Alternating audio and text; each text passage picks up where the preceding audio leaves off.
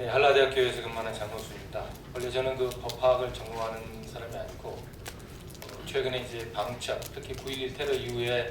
미국의 방첩 조직이나 방첩 전략에 대한 변화 이런 부분에 관심이 있어서 글을 쓰거나 공부를 좀 하고 있는 상황에서 두 논문이 사실 성격이 굉장히 다른 논문입니다만은 두 논문에 대해서 간결하게 제가 읽었던 부분하고 그 다음에 의문이 됐던 부분들에 대한 코멘트를 달까 싶습니다. 사실은 그 허태회 교수님께서 발표하시는 조기 경보등 예측, 즉 미국 학계에서 흔히 가장 좋아하는 일반 계량화돼서 일정한 그 알고리즘을 만들어서 그게 숫자를 예컨대 계량화된 숫자를 넣어서 그 결과를 가지고 좀 더 정확하게 예측하려는 그런 노력은 상당한 기간 동안 이루어져 있고 모든 영역에서 이루어지고 국제정책에서 굉장히 많은 그 연구 성과들이 있고 있습니다. 예컨대 여기 논문에도 지적이 되어 있습니다만은 베네도 머스키토라는 그 국제정치학자가 그 expected utility에서 기대 효용 이론을 가지고 단순히 모델로 이론을 검증하는 차원을 떠나서 정책을 집행하는 데 실질적인 효용성을 증명하기 위해서 논의됐습니다. 90년대부터 지속적인 노력을 했습니다. 실제 그래서 그 당시에 미국에서 제가 공부를 하는 과정에서 이분이 했던 그런 예측성, 예컨대 본인이 굉장히 자랑스럽게 여기는 이란에서의 그 후계 계승에 대해서 완벽하게 맞췄다라는 걸로 또 증명했고, 또 당시 이란에서 왔던 그 유학생들과의 대화에서도 본국에 있는 사람도 그런 부분들에 대한 예측이 실질적으로 쉽지 않았음에도 불구하고 이런 예측을 가능하게 했던 것은 그 공식의 중요성보다는 제가 그 느꼈던 공식, 그 어떠한 지표를 세우고 어떻게 넣느냐보다는 과연 여기 정보학회와 연관이 되겠습니다. 누가 얼마만큼 정확한 정보를 수집하느냐가 훨씬 더 중요하다. 공식을 정확하게 만들어서 여기 토리가 되겠습니다만은 지금 예를 들어 어떤 지표를 만들 때 30개 또는 20개, 40개 이런 지표를 가지고 어떤 걸 측정해낼 때 구체적으로 이제 4단계 내지 5단계 또는 6단계로 위험하냐 위험하지 않냐 보통이냐 이와 같은 걸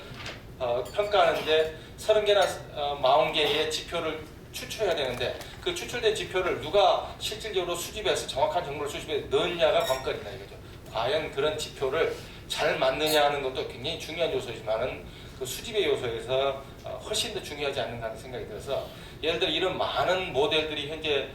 발표되었고 실용화도 되어 있는데 제가 과문한 탓인지 모르겠지만 이게 학계에서 적어도 학계에서 얼마만큼 효용성이 있다라고 자타가 검증이 되는 그런 모델이 과연 있는지에 대해서는 아직까지 저도 의문입니다. 예컨대 너무나 잘 아시겠습니다만은 여기에 논문에 많이 빠져 있습니다만은 과연 우리가 알고 있는 범위에서 또 상식적으로 많은 학자들이 공유되고 논의된 것 중에 하나가 북한의 상황이 끊임없이 변화되고 있는데 90년 이후에 북한의 그런 체제 변화, 국내외 변화에 대해서 예측하기 위한 많은 노력들이 있었던 걸로 알고 있고, 그런데 과연 그런 노력들이 현실적으로 얼마나 정확한 예측력을 가지고 있었는지, 예를 들어 지금 테러에 대한 조기 경보입니다만 현재 한국이 테러에 대한 그런 조기 경보에 심혈을 기울일 만큼의 급박한 그런 이슈인지는 잘 모르겠습니다만 하여간 중요한 영역 중에 하나라 하더라도 과연 북한이나 기타 우리가 주변에 우리가 훨씬 더 비중이 있게 또 위기 상황에 대처해야 될 그런 다양한 예측 필요성 이런 것들이 필요한 부분에 있어서 과거의 그 전례 또는 과거의 그런 공식들이 얼마만큼 개발됐고 그것들이 어떤 효과를 가져왔는지가 어쩌면은 이런 외국의 많은 그 프로그램들에 대한 비교 평가보다 더 우선시되어야 되는 게 아닌가 하는 게 제 생각입니다. 아까 말씀드렸듯이 이 논문에서도 이미 잘 지적이 되어 있습니다만은 외국이라고 하는 사례, 그들이 관심 갖고자 하는 주된 방향, 또 그들이 아까 말씀드렸듯이 1차 정보를 수집해 나가는 필드에 나가 있는 정보 수집 역량 이 부분에서 한국이 적용할 수 있는 사례하고 형격이 다른데 이런 모델을 만든다 하더라도 1차 자료를 수집하는 데 있어서 우리가 그런 전문적인 요원이 없다면 과연 가능할 것인가. 예를 들어 이런 그 모델을 어떻게 허 교수님도 말씀하셨습니다만 누군가가 만들고 있을까라고 하는데 예를 들어 미국에서 그 9.11 테러 이후에 FBI의 그 마약 전담반들이 한 저를 이렇게 1,200~300명 중에 거의 400~500명을 테러 쪽으로 돌릴 수 있었다는 거 아닙니까? 물론 그러면서 이제 조직범죄나 마약범죄에 대한 관리라는 이런 대처 부분이 상당 부분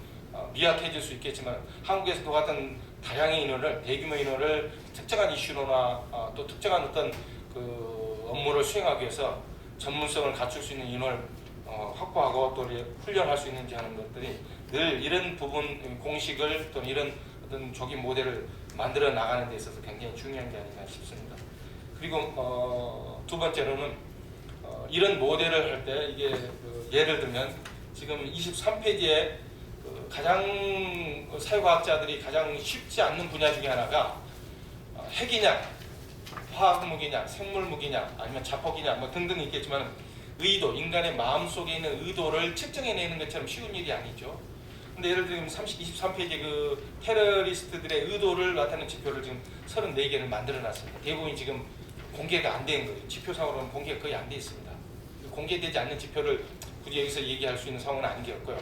여기에 제가 의문을 갖는 것 중에 하나가 그 주 정보 수집원이라고 해서 마지막 컬럼에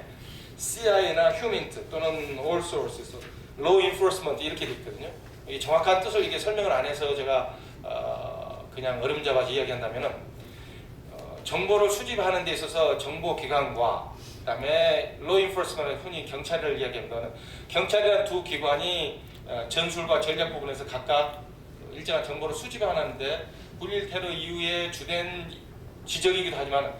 이 두 개의 관료적인 두 정보를 수집하는 기관들의 그 장벽을 어떻게 극복할 수 있느냐.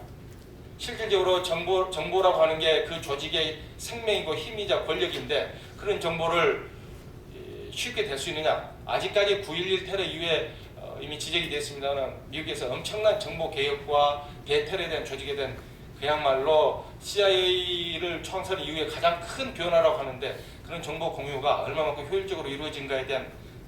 종합적인 검증이 미국 상황에서도 아직 충분히 안 된 상황에서 이런 모델의 가장 중요한 정보기관, 정보기구 또는 정보를 담당하는 두 관료적인 부처들의 부서, 또 부처들의 어떤 그 정보 공유가 과연 얼마나 될 수 있느냐 하는 부분이 논의가 된다면은 훨씬 이런 모델들의 현실 가능성이 크지 않겠느냐. 그다음에 마지막으로 세 번째 부분은 이건 좀 논의에 좀 많이 나가는 얘기입니다. 이런 정보 예측을 정보기관이나 또는 뭐 경찰도 마찬가지겠습니다만 일정 정보를 넣어서 실제 9.11 테러 이후에 부시 행정부 때 그런 일이 많이 벌어졌습니다만은 9.11 테러 이후에 미국에서 이제 그 테러에 대한 위기의식이 굉장히 강하다 보니까 여차하면은 레드니 굉장히 고단위의 경보 발령을 끊임없이 발령했던 거죠. 미국이란 사회에서도 그런 경보령이 계속 반복이 되다 보니까 사회에서나 아니면 뭐 정치나 이런 부분에서 이런 부분이 과연 정치적인 미국 부시 행정부조차도 정치적인 목적하에서 불필요하게 작용하는 것 아니냐라는 그런 논의가 있었던 걸로 봐서 이런 모델로 해서 과연 일정한 정보 조기 경보를 발령했을 때 특히 조기 경보가 중요합니다. 조기 경보를 발령해서 그에 따르는 한국 상황에서 특히 민감한 정치적이나 사회적이나 이런 관료적인 상황에서의 그런 책임이나 그 부분을 관리해 나가는 부분이 과연 손쉬울 것인지 하는 부분도 제가 의문입니다. 두 번째 김호정 교수님이 발표한 방첩에 대한 부분은 저는 개괄적으로는 알고 있습니다. 이렇게 자세한 부분에 대해서는 새로 많이 알았습니다만 제가 갖는 입장에서 몇 가지 의문이 되는 것 중에는 저도 놀라는 것 중에 하나는 예를 들어 6페이지 그렇게 쓰여져 있습니다. 발표도 지금 그렇게 하셨고